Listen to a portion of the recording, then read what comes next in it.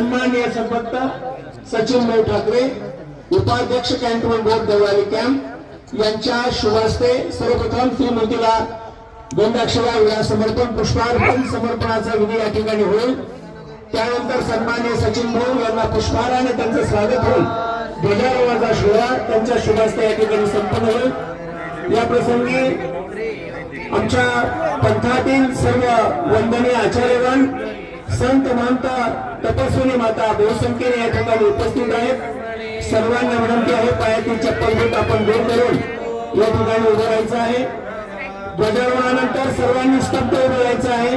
ध्वजगीत होईपर्यंत कोणी हालचाल